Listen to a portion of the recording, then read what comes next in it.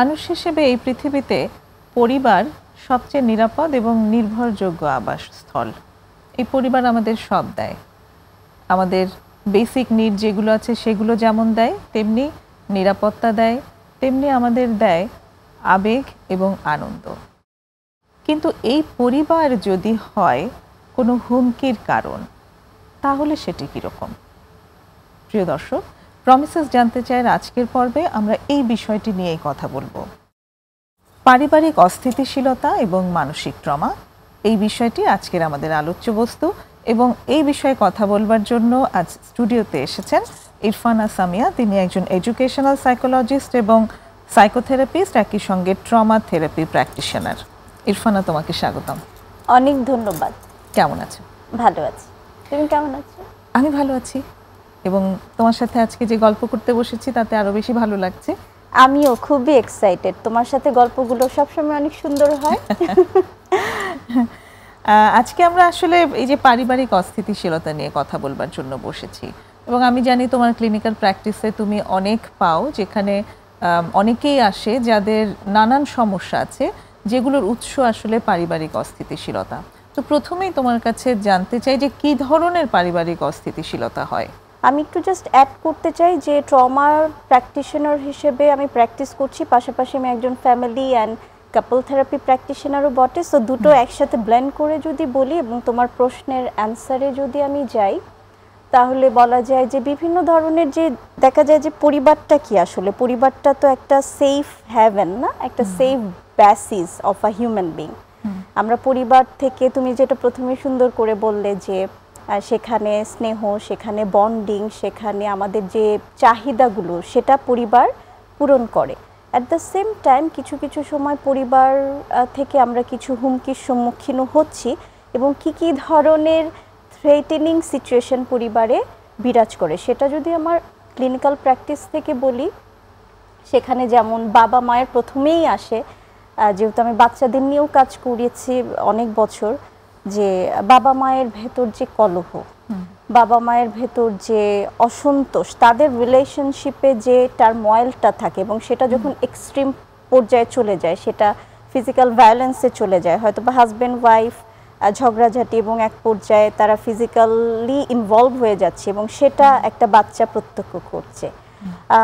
Not only that, যেটা হয় যে শুধু বাবা মায়ের ভেতর ঝগড়া তা না, এমনও পরিবার আছে যেখানে আমি দেখেছি যে হয়তো বা ওয়াইফকে বা বাচ্চার মাকে পরিবারের অন্যান্য এক্সটেন্ডেড ফ্যামিলি মেম্বার নানাভাবে শারীরিক মানসিকভাবে টর্চার করছে। তাছাড়াও আছে যে অনেক সময় শিশুটি দেখা যায় যে বাবা মায়ের ভুল বা ফল্টি প্যারেন্টিংয়ের কারণে নেগলেক্টের শিকার হয় বা অ্যাবান্ডনমেন্টে চলে যায়। হয়তো বা বাচ্চাটাকে যতটুকু অ্যাটেনশন দেওয়ার দরকার ছিল ছোটবেলায় বা তার বেড়ে ওঠার সময়টিতে, সেই অ্যাটেনশনটা বা সেই মনোযোগটা সে বাবা মায়ের কাছে পাচ্ছে না। তার বাদে ওই শিশুটি অ্যাবিউজের শিকার হচ্ছে, পানিশমেন্টের, কর্পোরাল পানিশমেন্ট মানে মারধরের শিকার হচ্ছে বাবা মায়ের দ্বারাই। বাবা মা তো তার জন্য সবচেয়ে কাছের মানুষ, সবচেয়ে আস্থার মানুষজন, তাই না? তারাই যখন তাদের প্রাত্যহিক জীবনে তারা হয়তো বা আপসেট থাকছে, তারা হয়তো বা ম্যানেজ করতে পারছে না তাদের লাইফের যে চ্যালেঞ্জগুলো, তখন সেই অ্যাঙ্গারটা, সেই কি বলবো, অসন্তোষটা বাচ্চার উপর গিয়ে ফেলছে এবং বাচ্চা মারধরের শিকার হচ্ছে। এবং নট অনলি যে, আমি অনেক কেসে দেখেছি যে শুধু যে কর্পোরাল পানিশমেন্ট মানে ফিজিক্যাল পানিশমেন্ট হলেই বাচ্চা একটা ট্রমাতে যাচ্ছে বা বাচ্চা একটা খারাপ ফিল বা নেগলেক্টেড ফিল করছে তা না, তাকে মানসিকভাবেও হয়তো বা অ্যাটেন্ড করা হচ্ছে না। হয়তো বা আপাত দৃষ্টিতে দেখা যাচ্ছে যে বাবা মা সব কিছু তাকে খাওয়া পড়া সবই দিচ্ছে, তাকে হয়তো বা ফিজিক্যালি অ্যাবিউজও করছে না, মারধরও করছে না, কিন্তু বাবা মার যে সময়টা ওই বয়সে বাচ্চা ডিজার্ভ করে সে সেটা পাচ্ছে না।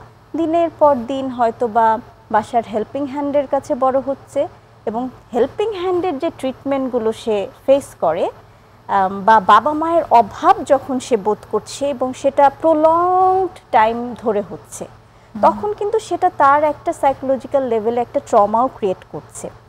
হ্যাঁ, তো এগুলো যেমন উদাহরণ আছে। আরও আমি যদি বলি যে আমার খুব একটা কেসের কথা আমার খুব মাথায় আসছে যে অবশ্যই ছোট আমার কাছে যে ক্লায়েন্টরা জি থ্যাংক ইউ আমার কাছে যখন ক্লায়েন্টটি আসলো তখন she is 33 years old as an adult she came up with relational issue তার বয়ফ্রেন্ডের সাথে বা সে যাকে বিয়ে করতে চাচ্ছে তার সাথে তার বনিবনা হচ্ছে না, নানা ধরনের ঝামেলা চলছে, এই ইস্যু নিয়ে কিন্তু আসলো।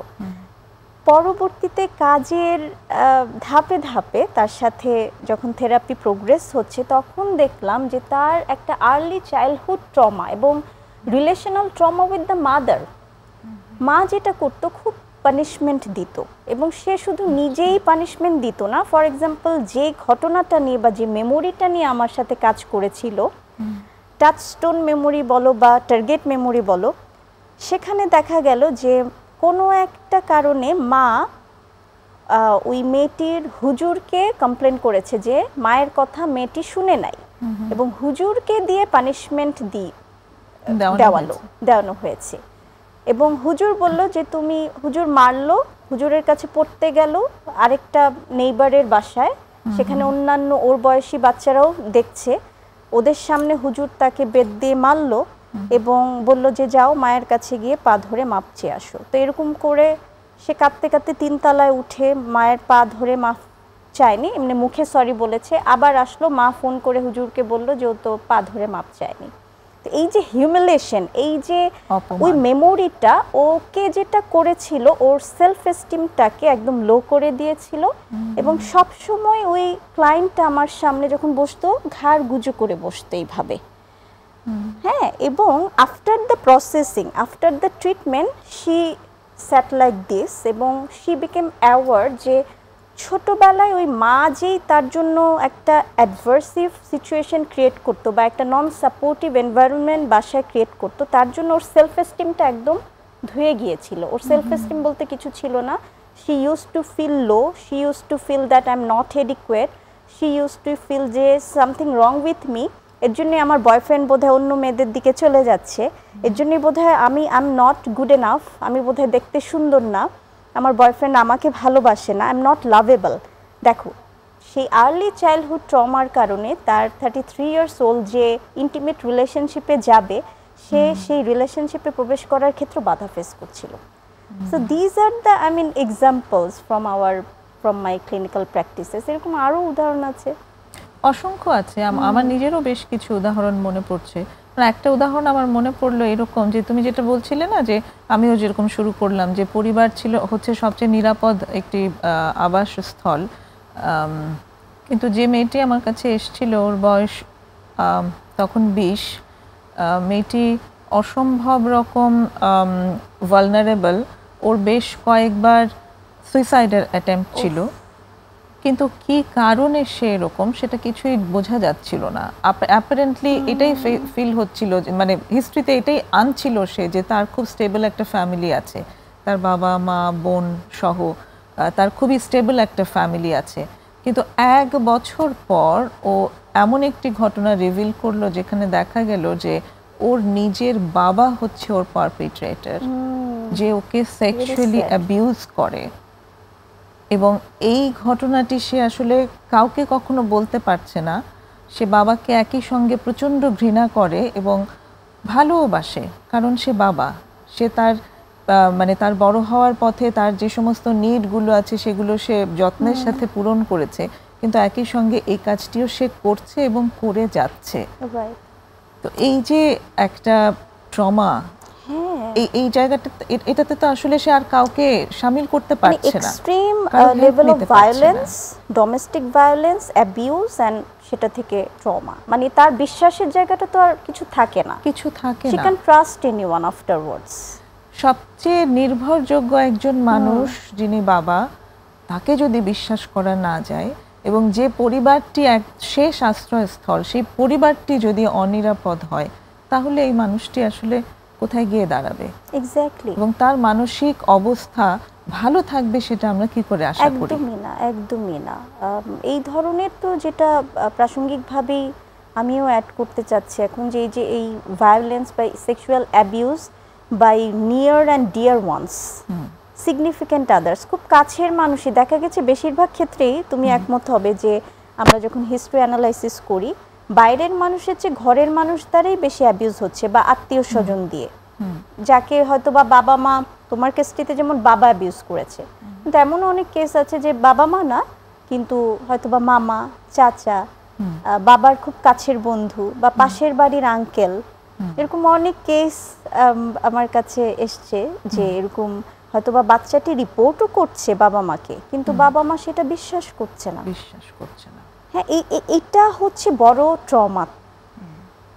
ফার্স্ট অফ অল সে তো একটা অ্যাবিউজের শিকার হলো, এবং সেকেন্ডলি সবচেয়ে খারাপ লাগার ফিলিংটা ক্লায়েন্টরা রিপোর্ট করে যে আমার এই অ্যাবিউজ তো হয়ে গেছে, কিন্তু যখন আমি একজন নির্ভরযোগ্য কাউকে বলছি সে আমাকে বিশ্বাস করছে না। অ্যান্ড তখন থেকে ক্লায়েন্টরা কি ফিল করে যে I am the one who is responsible for this, আমারই দোষ, আমারই কোথাও সমস্যা আছে, আমি অ্যাডিকুয়েট না, আমি ভালো না, আমি খারাপ। এই যে এই বদ্ধমূল ধারণাগুলো, নিজের আসলে কোথাও কোনো দোষ নেই। একদম। একটা বিরতির সময় হয়ে এলো ইরফানা, আমরা ট্রমা নিয়ে আরেকটু ডিটেইলে কথা বলবো ফিরে এসে। দর্শক সঙ্গেই থাকুন, ছোট্ট বিরতি নিয়ে এখনই ফিরছি।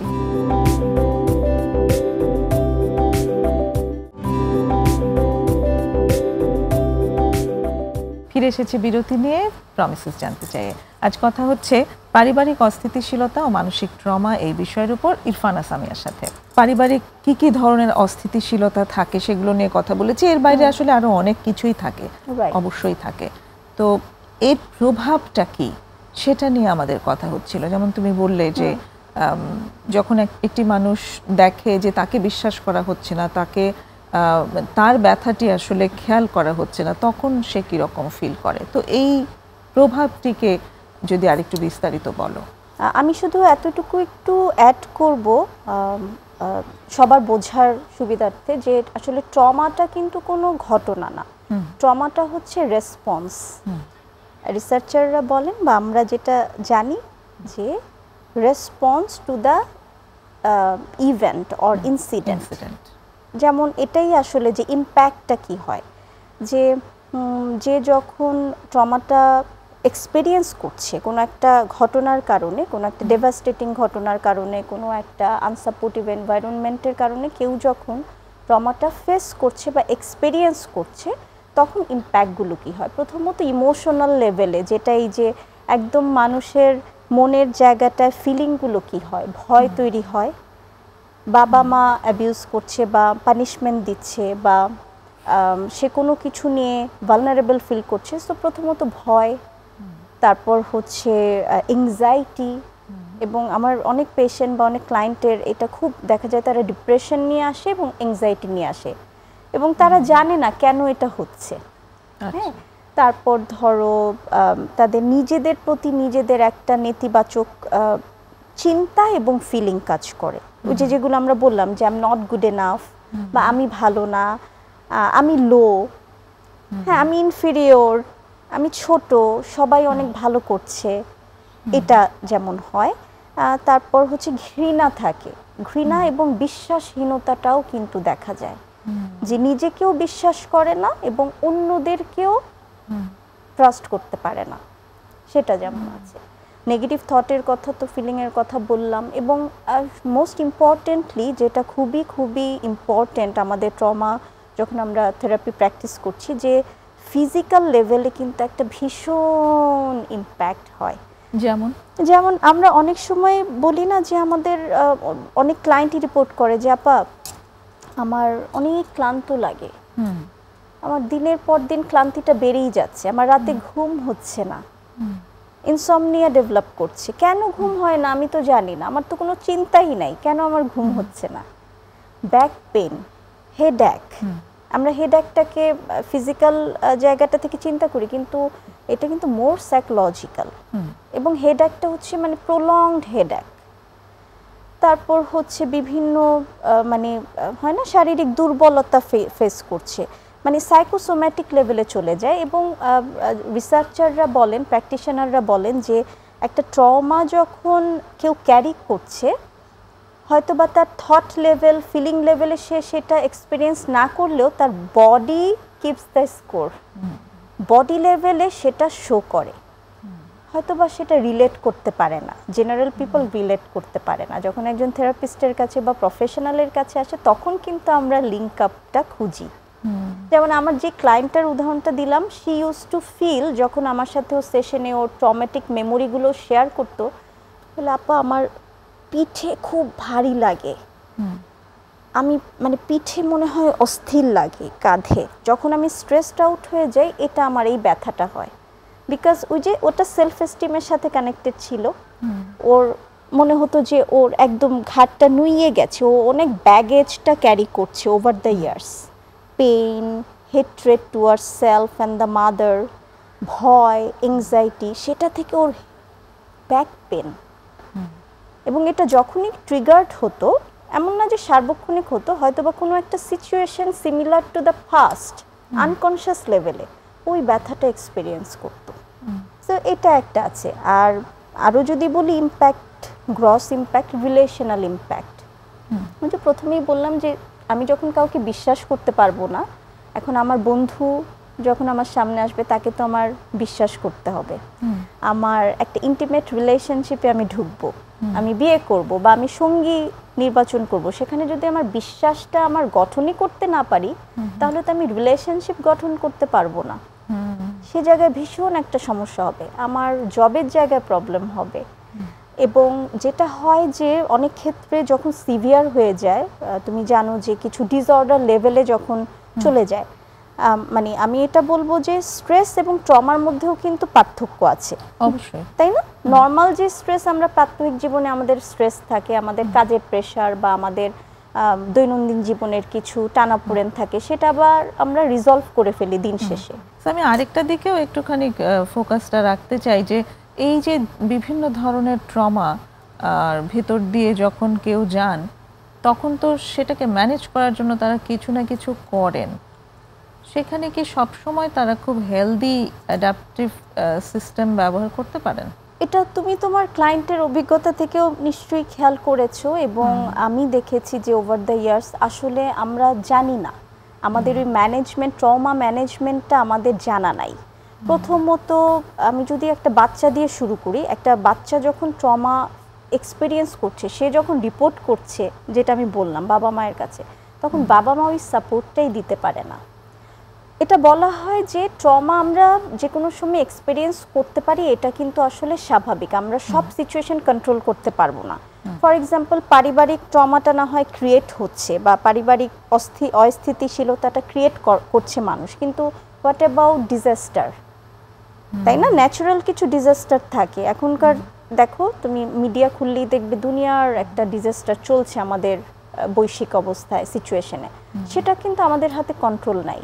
তো আমরা ওই ট্রমাটা ফেস করব বা করতে পারি, কিন্তু সেটা অনুযায়ী আমাদের ম্যানেজ করাটা শিখতে হবে। যেমন support system is a very important factor. যে বাচ্চা যখন রিপোর্ট করছে বাবা মাকে যে আই এম ফিলিং ভালনারেবল, বা আমার ভয় লাগছে, বা আমি কোনো কারণে খুব কান্না পাচ্ছে, বা খুব অস্থির লাগছে মা, তখন মা যদি বলে আচ্ছা আমাকে খুলে বলো, আই আন্ডারস্ট্যান্ড, তোমার খুব ভয়, তুমি ভয় পেয়ে গেছো, মা কাছে আসো, একটু হাগ দিয়ে দিল, আচ্ছা এবার আমাকে খুলে বলো, আমি আছি তোমার পাশে, মা তোমাকে হেল্প করবে। এই যে সাপোর্টটা যখন পাবে বাচ্চাটা, তখন কিন্তু বাচ্চাটা কি শিখলো যে হ্যাঁ আমি ট্রমা ফেস করেছি, কিন্তু আমাকে কেউ একজন সাপোর্ট করেছে এবং সেটা আমাকে আরাম দিচ্ছে, আমি আর আগের মতো ভয় পাচ্ছি না। হ্যাঁ, এই যে ম্যানেজ করা শেখাটা পরিবার থেকেই কিন্তু আসে।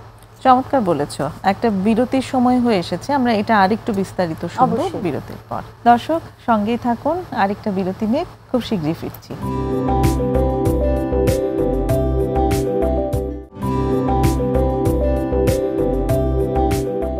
দেখছেন প্রমিসেস জানতে চাই, ছোট্ট বিরতি নিয়ে ফিরে এসেছি। আজ কথা হচ্ছে ইরফানা সামিয়ার সাথে পারিবারিক অস্থিতিশীলতা ও মানসিক ট্রমা এই বিষয়ের উপর। এই যে ট্রমাগুলো যখন মানুষ ফেস করে, শৈশব থেকেই হয়তো সে কোনো না কোনো ট্রমা নিয়ে বেড়ে উঠছে, এবং তারপর তার মধ্যে মানে সেই ট্রমাটাকে ম্যানেজ করার জন্য সে কিছু না কিছু করছে কোপ করবার জন্য।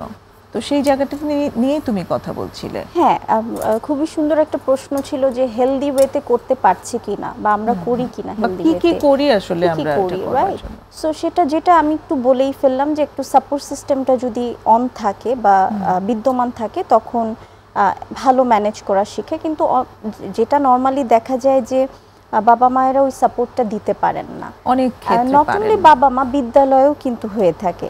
হ্যাঁ, যে আমি যেহেতু একটা স্কুলেও কাজ করেছি, তো সেখানেও দেখা গেছে অনেক সময় শিক্ষক, বন্ধু বান্ধব এরাও পারেন না প্রপার ওয়েতে ওই ট্রমাটাকে ম্যানেজ করা শেখাতে। যেমন ফর এক্সাম্পল প্রথমত নন জাজমেন্টাল ভাইবটা আনতে পারেন না, জাজমেন্টাল হয়ে যান যে তুমি কেন এরকম ভয় পাচ্ছ, বা তোমাকে একটু কিছু বললেই তুমি মনে করো বুলিং হচ্ছে। হ্যাঁ, আমাদের সময় তো কত কি হতো, দেখা যাচ্ছে যে বাবা মা বা শিক্ষকরা অনেক সময় জাজমেন্টাল হয়ে যাচ্ছেন যে তুমি এত ভালনারেবল ফিল করো কেন। তো তখন কিন্তু বাচ্চাটা একটু ইগনোরড ফিল করে, নেগলেক্টেড ফিল করে, যে তার ইমোশনাল যে নিডটা সেটাকে অ্যাড্রেস করা হচ্ছে না। হ্যাঁ, এবং আরও কিছু বিষয় থাকে যে এই বিষয়গুলো থেকে যে ট্রমা ফেস করছে বা ট্রমা এক্সপিরিয়েন্স করছে তার কোপিং স্ট্র্যাটেজিটা হেলদি না হয়ে তখন আনহেলদি পর্যায়ে যায়। প্রথমত তো একটা সেলফের জায়গায় একটা ব্লেমিং যে আমি পারছি না, আমারই সমস্যা, এটা যেমন থাকে। তো ওই বিষয়টাকে ঢাকা দেওয়ার জন্য কিন্তু সে অনেকগুলো আনহেলদি উপায় আবার অবলম্বন করে। ফর এক্সাম্পল তখন সে ওভার পাওয়ার শো করে। হ্যাঁ, যেমন অনেক ক্ষেত্রে যারা ইনফেরিয়রিটি কমপ্লেক্সে ভোগে যে আমি ওকে না, আই এম নট ওকে, কিন্তু সেই নট ওকেটা ঢাকার জন্য সে ওভার পাওয়ার যে I am okay, everyone else is not okay, তখন ওই বাচ্চাটা আবার বুলিং করা শুরু করে। হ্যাঁ, তারপর যেমন আস্তে আস্তে যখন বড় হয়, অ্যাডোলেসেন্স পিরিয়ডে যায়, ওর যে হতাশাটা, ওর যে নেগেটিভ থট অ্যান্ড ফিলিংটা ঢাকার জন্য কিন্তু বিভিন্ন ধরনের সাবস্টেন্স অ্যাবিউজে চলে যায়। হ্যাঁ, যেমন কিছু মাদক, আর এখনকার জেনারেশন তো খুবই ভেপটাকে মনে করে যে ইটস আ ফ্যাশন, বা এটা অনেক সময় তাদেরকে রিলিজ দিচ্ছে, হ্যাঁ, বা স্মোকিংয়ে চলে যাচ্ছে। এগুলো হচ্ছে সবই কিন্তু অনেক কিছুর সাথে কানেক্টেড। সে হয়তো বা তার হতাশাটা বা তার নেগেটিভ ফিলিংটাকে ঢাকতে চাচ্ছে বা ম্যানেজ করতে চাচ্ছে থ্রু দ্য অ্যাডিকশন। যে আমার যখন ট্রমা আমি ফেস করছি বা আমি যখন নেতিবাচক প্রতিকূল পরিস্থিতি ফেস করছি, কেউ তো আমার পাশে থাকছে না, থাকছে ওই সিগারেট, থাকছে ওই ভেপ। এই যে এই আনহেলদি কোপিং স্ট্র্যাটেজিতে তখন চলে যায় কিন্তু মানুষ। এবং অনেকেই যেটা করে সেলফ কাট করে, ট্রমার ইম্প্যাক্টে সেলফ হার্ম করে। কেন করে? বলে যে আমার যে কষ্টটা, আমার যে পেইনটা, সেটা কমানোর জন্য আমি নিজেকে আঘাত করি। কারণ আমার মনে হয় নিজেকে আঘাত করাও সহজ, ওই পেইনটা রিলিজ করা অনেক কঠিন। আমি বলে এইখান দিয়ে পেইনটা বের হয়ে যাক, বা আমি নিজেকে আমি আরেকটু নিজেকে কষ্ট দেই। মানে এক একজনের থট প্রসেস এক এক রকম ভাবে বেড়ে ওঠে, এক একজন এক একভাবে সেলফ হার্মটাকে ব্যাখ্যা করে। So it's very unhealthy and not helpful. মানে ট্রমাটা আমরা ফেস করব, কিন্তু সেটার জন্য একটা হেলদি কোপিং স্ট্র্যাটেজিও আমাদের লার্ন করতে হবে, এবং যারা ছোট বাচ্চা আছে তাদেরকেও শেখাতে হবে, যারা সিগনিফিক্যান্ট আদার আছে তারা শেখাবে। এক্স্যাক্টলি। তো এই ক্ষেত্রে অ্যাকচুয়ালি এই যে ট্রমার ইম্প্যাক্টের কথা বলছো, মানে ট্রমাটাই তো আসলে ইম্প্যাক্ট, রাইট? তুমি তো বললে সুন্দর করে যে ট্রমাটা হচ্ছে রেসপন্স, ইনসিডেন্টের রেসপন্স, যাই ঘটছে সেটার রেসপন্স। এই ক্ষেত্রে অ্যাকচুয়ালি কিভাবে এই মানুষগুলোকে হেল্প করা যায়? খুবই সুন্দর একটি প্রশ্ন। এবং এখানে আমি একটু বলবো যে আমরা যখন এই যে শারীরিক কোনো প্রতিক্রিয়া ফেস করি বা কোনো অসুস্থতা ফিল করি, প্রথমেই ডক্টরের কাছে চলে যাওয়া, অনলাইন প্রেসক্রিপশন বা অনলাইন সার্ভিস আমরা এখন ঘরে বসে নিয়ে নেই, আমরা নিজেরাও টুকটাক মেডিকেশন খেয়ে নেই। কিন্তু এই যে ট্রমাটা যখন দিনের পর দিন একটা মানুষ এক্সপিরিয়েন্স করছে, তখনও তারা একবারও ভাবে না যে আমার একজন প্রফেশনালের কাছে যেতে হবে। বা যখন তারা নিজেদের ভেতরের সমস্যাগুলো, এই যে নেগেটিভ থট, নেগেটিভ ফিলিংগুলো ম্যানেজ করতে পারছে না, আনহেলদি কোপিং স্ট্র্যাটেজিতে চলে যাচ্ছে, তখনও তারা ভাবে না যে আমার সাপোর্ট দরকার কোনো প্রফেশনালের। সো আমি প্রথমত সাজেস্ট করব অবশ্যই তাদেরকে হেল্প করা যায় বলতে তারা তাদেরকে হেল্প করবেন। যারা কোনো কমপ্লেন ফিল করছেন, শরীরের কমপ্লেন হতে পারে, শরীর কিন্তু বলে দেয়, একটা সময় শরীর বলে যে আর পারবে না তুমি, শরীর আর চলে না, বলে না? তো তখন তারই বুঝতে হবে যে I need to help myself, I need to go to the professional. আমি জানি আমাদের হয়তো বা আমাদের সিচুয়েশনে প্রফেশনালের সংখ্যাও কম এবং অ্যাভেলেবিলিটি কম, কিন্তু তারপরে অনেকেই কাজ করছে। এবং একটু যদি প্রথম স্তরেই যখন ট্রমাটা হয়তো বা ডেভেলপ করা শুরু করেছে এবং যে পার্সন সে বুঝতে পারছে যে it's not usual, it's very unusual response I am experiencing, তখন একজন থেরাপিস্টের কাছে আসবেন। এবং এখানে আমি একটু বলবো যে তখন থেরাপিস্ট হেল্পটা করতে পারবেন, না হলে তো পারবেন না। থেরাপিটা অ্যাকচুয়ালি কিভাবে কাজ করে সেটা যদি আমরা একটু আইডিয়া দিতে পারি আমাদের দর্শকদের। অবশ্যই অবশ্যই, এটা খুবই দরকারি একটা প্রশ্ন, কারণ আমাদের কাছে তুমিও জানো, তুমিও যেহেতু প্র্যাকটিস করছো বহু বছর, যে আমাদের কাছে ক্লায়েন্ট আসেন এবং তাদের একটা এক্সপেকটেশন থাকে যে একটা সেশনেই বোধহয় সে তার সমস্যাগুলো বলে দিবেন, আমি অনেকগুলো সাজেশন দিয়ে দিব এবং সে বাসায় গিয়ে সেগুলো হয়তোবা ফলো করবেন, হয়তোবা করবেন না, কিন্তু অসুখটা সেরে যাবে। This is magic and this is a very wrong concept. হ্যাঁ, এটা আমি একটু বলতে চাইবো যে থেরাপিটা কি? থেরাপিটা হচ্ছে থেরাপিস্ট যতটুকু না কাজ করে একজন ক্লায়েন্ট বা একজন পেশেন্টের তার চেয়ে দ্বিগুণ কাজ করতে হয়। কাউন্সিলিংয়ে আসা বা সাইকোথেরাপিতে আসা বা সাইকোথেরাপি বা কাউন্সিলিং নেওয়া মানে হচ্ছে আমি যাচ্ছি আমার কোনো একটা কিছু ফিক্স করতে, বা আমি কোনো একটা এরিয়াতে কাজ করব যেটা আমার পেইন বা যেটা আমার দুঃখ, যেটা আমার অ্যাংজাইটি বা ডিপ্রেশনের পেছনে কাজ করছে। তো সেটা আমি কাজের মাধ্যমে থেরাপিউটিক সিচুয়েশনে আমি কাজ করতে যাচ্ছি এবং থেরাপি থেকে বের হয়ে বাসায় এসে বা আমার দৈনন্দিন জীবনেও আমার অনেকখানি কাজ করতে হবে, ইনিশিয়েটিভ নিতে হবে। So that's call therapeutic work. কিন্তু ইটস নট যে টকিং থেরাপি, থেরাপিস্ট অনেকগুলো সাজেশন দিল। আর স্পেসিফিক্যালি যদি ট্রমা থেরাপির কথা বলি, যেহেতু আমরা দুজনেই ট্রমা থেরাপি নিয়ে কাজ করছি, আমরা একটা অ্যাপ্রোচে কাজ করি, সেখানে কিন্তু it's a very intensive work.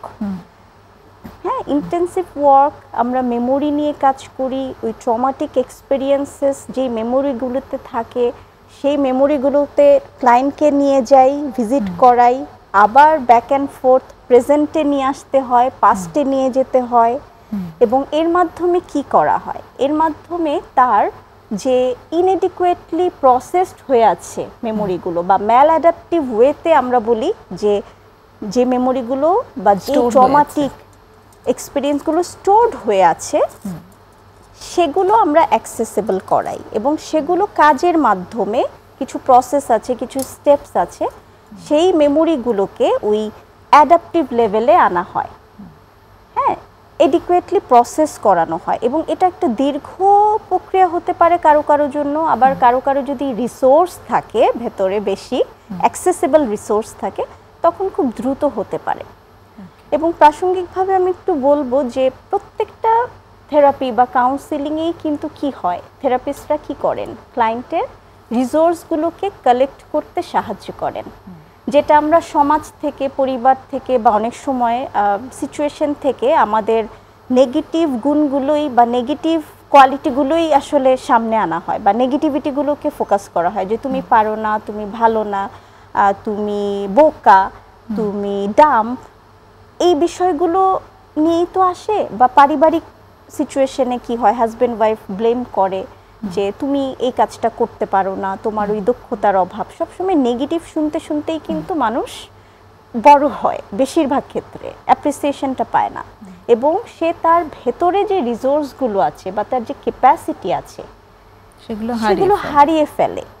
থেরাপিতে আসলে আমরা যারা কাজ করি প্রথমত তাকে ওই রিসোর্সগুলো খুঁজতে সাহায্য করি। বিরতির সময় হয়ে এসেছে, আমরা কি এসে তারপর শুনতে পারি? দর্শক, আরেকটা বিরতির সময় হয়ে এলো, সঙ্গেই থাকুন।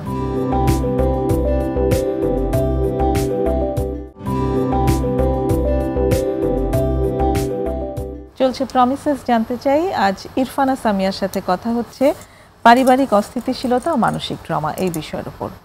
ইরফানা, তুমি যেটা বলছিলে যে থেরাপিতে অ্যাকচুয়ালি থেরাপিস্ট কি করেন, তার একজন ক্লায়েন্টের রিসোর্সগুলো খুঁজে বের করতে সাহায্য করেন। রাইট, রিসোর্সগুলো খুঁজে বের করার চেষ্টা করেন যে কোনো থেরাপিতে, এবং স্পেশালি আমরা যখন ট্রমা থেরাপি করছি রিসোর্সগুলোকে বলা হয় যে একটা সেফ বেসিস তৈরি করে ক্লায়েন্টের মাইন্ডে বা ব্রেইনে। আচ্ছা, যে তার যেমন কিছু নেগেটিভ থট থাকে, আমরা নেগেটিভ কগনিশন বলি, যে I am not adequate, I am not okay, I M helpless, I am vulnerable, সেগুলোকে এই রিসোর্সগুলোর মাধ্যমে পজিটিভ একটা কগনিশনে আমরা ট্রান্সফার করার চেষ্টা করি, যে I am okay, I am adequate, I am capable, I have support, I am safe now. কারণ ট্রমাতে যেটা মানুষ মানে বেশিরভাগ মানুষই ট্রমা এক্সপিরিয়েন্স যখন করে তারা আনসেফ ফিল করে, তারা ভালনারেবল ফিল করে। তো ওই রিসোর্সগুলো যখন তাকে কানেক্ট করা হয় রিসোর্সগুলোর সাথে থেরাপিস্টের প্রেজেন্সে, তখন সে আস্তে আস্তে সেফ বেসটা খুঁজে পায়। সো ইটস ভেরি ইন্টারেস্টিং, এবং এগুলোরও অনেক প্রক্রিয়া আছে। এটা এত সহজ না যে আমি বললাম অ্যাজ এ থেরাপিস্ট আপনি তো অনেক, আমি দেখছি আপনি অনেক ক্যাপাবল, আর আমার ক্লায়েন্ট বিশ্বাস করে ফেললো। এমনও দেখা গেছে ইন্টারেস্টিং যে ক্লায়েন্ট কোনো তার ভালো গুণই খুঁজে পায় না। আমি নর্মাল সময় যদি একটা আমাদের একটা রিসোর্স শিট আছে, এক্সারসাইজ ওয়ার্কশিট, যে আপনার ভালো গুণগুলো বা ভালো মেমোরিগুলো একটু খুঁজে বের করেন, তো আমার কিছুই নাই। ওই যে তুমি যেটা বললে যে এমনভাবে ম্যাল অ্যাডাপটিভ ওয়েতে স্টোরড হয়ে থাকে নেগেটিভিটি, তখন সে পজিটিভ কিছুই আর খুঁজে পায় না, এবং ব্রেনও তাকে ওভাবে করে মানে ওভার দ্য টাইম ব্রেনও ওভাবেই প্রসেসড হয়ে যায়। তো ওই রিসোর্সগুলোর সাথে আমরা কানেক্টেড করি এবং সেটাকে একটা সেফ মানে জায়গায় ক্লায়েন্টটাকে আমাদের নিয়ে যেতে হয়। কিন্তু ট্রমা থেরাপিটা কিন্তু খুবই সেন্সিটিভ। এমন না যে প্রথম সেশনে আমরা ক্লায়েন্টকে নানা ধরনের তার ট্রমা নিয়ে কথা বলা বা জিজ্ঞেস করা শুরু করি। আমাদের অনেক কিছু অ্যাসেস করতে হয়, ক্লায়েন্টের স্ট্যাবিলিটিটা অ্যাসেস করতে হয়, সে কেপাবেল কি না ওই মুহূর্তে তার ট্রমা রিভিজিট করার জন্য। কারণ আমরা অনেক ক্ষেত্রে আমাদের ক্লায়েন্টদের থেকে শুনি যে আপা আমি আর ওই জায়গাটা চিন্তা করতে চাচ্ছি না, ওটা এত কষ্ট দেয়, আসলে অনেক কষ্টের, আমি এখন আর ওটা বলতে পারবো না।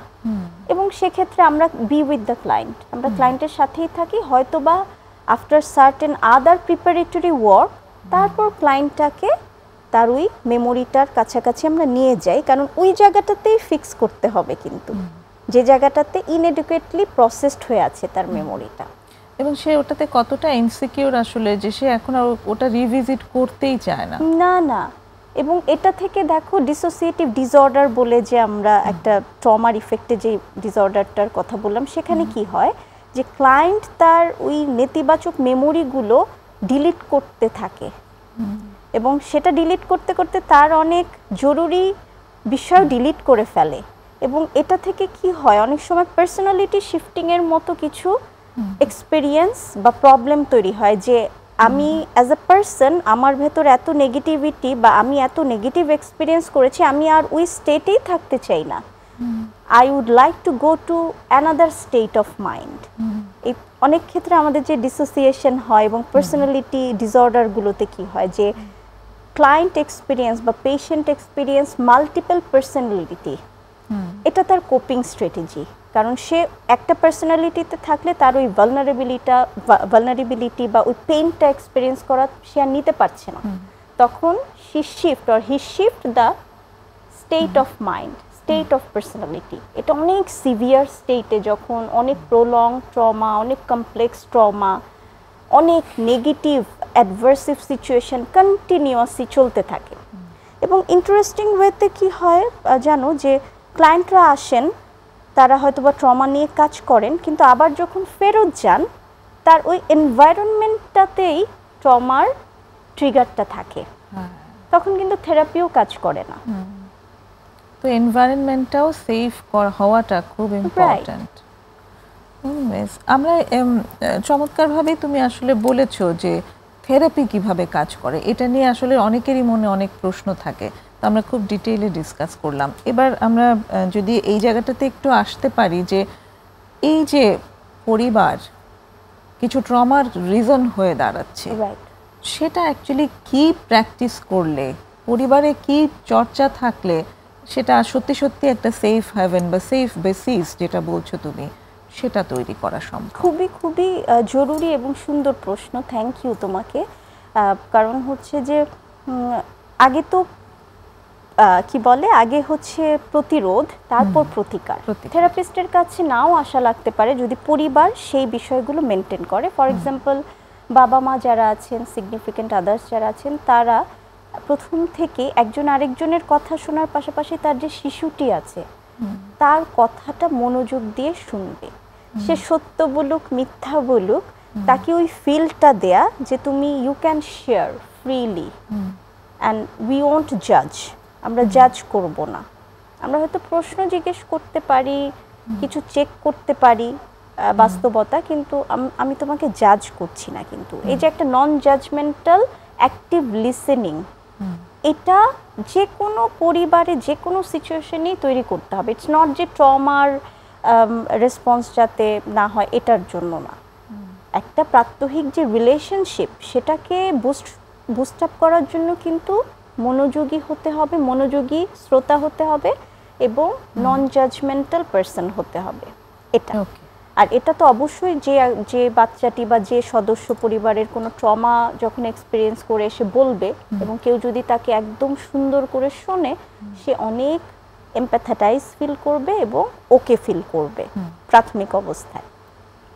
সেকেন্ডলি হচ্ছে আমি বলবো যে কিছু চর্চা তারা করতে পারেন, যেমন যারা অলরেডি ট্রমা ফেস করেছে বা আগের কোনো ট্রমা আছে সেখানে কিছু মাইন্ডফুলনেস, ব্রিদিং এক্সারসাইজের প্র্যাকটিস, এটা সবাই মিলে খুব বাচ্চাদের নিয়েও করা যায় কিন্তু। হ্যাঁ, এটার জন্য এখন আমাদের একদম অনেক কিছু নির্দেশনা আছে ইউটিউবে, মিডিয়াতে। সো এটার জন্য কিন্তু একজন প্রফেশনালের কাছেও যেতে হয় না। সো ওই বিষয়গুলো কি করে, কারণ ওই যে আমি বললাম যে বডি কিপস দ্য স্কোর, আমাদের অনেক ধরনের হেডএক থাকে, বডি অ্যাক থাকে বিভিন্ন ধরনের ট্রমার জন্য। তো সেই বিষয়গুলোর সাথে ব্রিদিংটা খুব কানেক্টেড। আমি যখন শ্বাস ভরে মানে সুন্দর করে শ্বাস প্রশ্বাসটা নিব, মাইন্ডফুল হব, হ্যাঁ, আমার অ্যাকশনে, তো সেটা কিন্তু আমাকে হেল্প করবে আমার শরীরের যে নেগেটিভিটিগুলো বা নেগেটিভ কমপ্লেনগুলো সেগুলো কাটিয়ে উঠতে। আরেকটা হতে পারে যে সাপোর্ট দেয়া হচ্ছে যে যদি পরিবারের সদস্যটি প্রফেশনালের কাছে যেতে হয় সেটাও একটু সহজ করে দেয়া। আচ্ছা আচ্ছা, যে you can go to a professional. যেমন অনেক ক্ষেত্রেই হয়, আমি যখন একটা স্কুলে কাজ করছি, যে বাবা মা চায় না যে স্কুলের কাউন্সিলরের কাছে বাচ্চাটি আসুক, কারণ বাড়ির অনেক কনফিডেন্সিয়াল কথা হয়তো বা বাচ্চাটি থেরাপি সেশনে বলে ফেলবে, যেটা ট্রমা রেসপন্সের সাথে কানেক্টেড।